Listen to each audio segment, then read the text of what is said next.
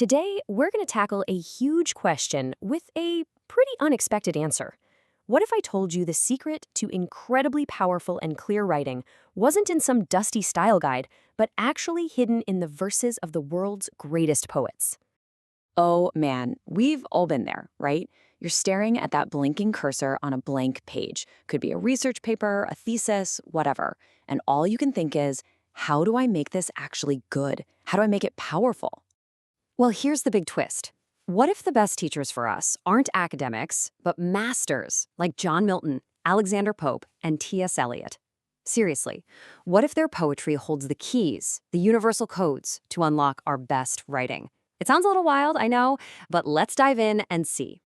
So yeah, welcome to what we're calling the Poet's Guide to Research. It's a totally fresh way to think about writing, and it's all inspired by some truly incredible source material. Our whole guide for this journey comes from Dr. Anupam Ratanshankar Nagar's work, Ashtanga Marga, The Eight Codes. He's the one who brilliantly reimagined these principles of great writing through the lens of timeless literature, creating this kind of eightfold path for writers like us. All right, so let's start at the beginning with the absolute foundation. The first three codes are all about the non-negotiable basics of strong communication. And our guide for this part? None other than John Milton and his epic, Paradise Lost. And here they are. Everything, and I mean absolutely everything we're going to talk about rests on these three pillars. You need clarity, so people actually know what you're saying. You need focus, so your argument is razor sharp. And you need evidence, so people believe you. Get one of these wrong, and the whole thing just crumbles. Now check this out. In one single, perfect line, Milton just nails a profound truth about human psychology. He uses this massive contrast, heaven and hell, to make a really complex idea feel immediate and powerful. That, my friends, is clarity in action. So how does this translate to research? Well, the mind as its own place is your call to action. Think for yourself. Develop your own arguments.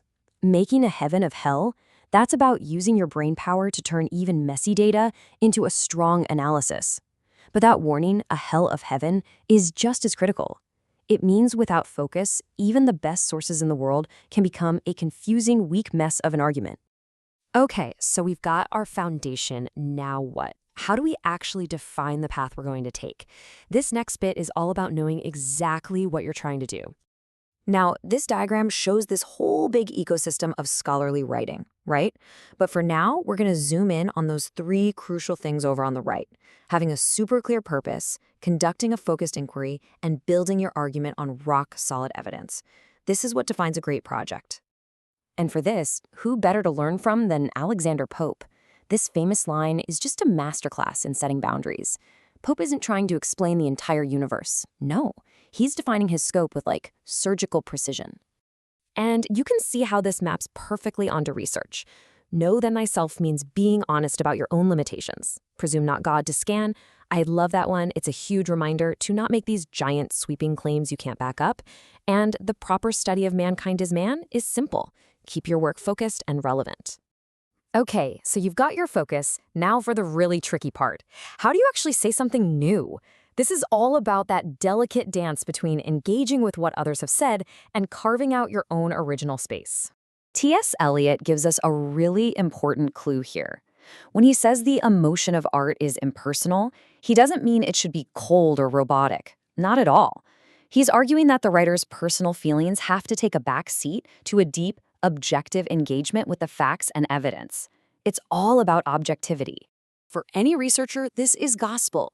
Eliot's method demands that we stay objective, that we avoid letting our personal biases creep in. It insists that every single claim has to be backed up with evidence, whether that's data or quotes or other sources. The bottom line is simple. Don't just tell me, show me, prove it. But what about being original? For that, check out this beautiful idea from Samuel Taylor Coleridge. He describes imagination not as just making stuff up, but as a process of taking things apart so you can build something entirely new. And that is exactly what great research is all about. You dissolve and diffuse the old ideas by analyzing them, by taking them apart. Then you recreate by putting the pieces back together in a new way to make your own original argument. The key word here is transform. You're not just a librarian gathering facts. You're a creator transforming them. All right, let's get down to brass tacks. You can have the most brilliant argument in the world, but if it's not structured well, it'll just fall apart.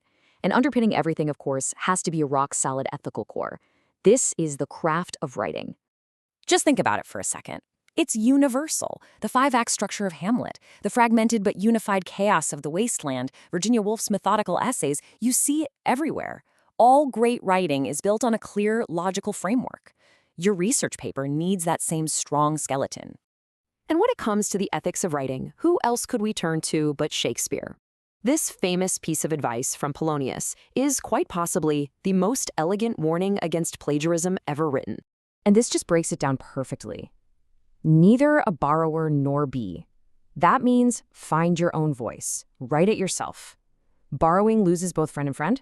That's about your credibility. Plagiarism destroys trust. But it's that last line, dulls the edge of husbandry. That's so brilliant. It means that when you lean too much on other people's words, your own thinking gets lazy and weak. So, after all this, the focus, the evidence, the originality, the ethics, what's the point? What's the big, ultimate goal we're all striving for? Let's wrap this up with a truly inspiring vision. For this, we'll turn to the great poet Rabindranath Tagore. He paints this incredible picture of an ideal state, what he calls a heaven of freedom. And it all starts with a mind that isn't afraid, and where knowledge is open to everyone. And he goes on, where words come out from the depth of truth, where tireless striving stretches its arms towards perfection. I mean, come on, doesn't that sound exactly like what a researcher or a writer aspires to be? To write with honesty, integrity, and this relentless drive to get it right. So maybe that's the real point of all this hard work. Maybe the goal isn't just to publish a paper or finish a report.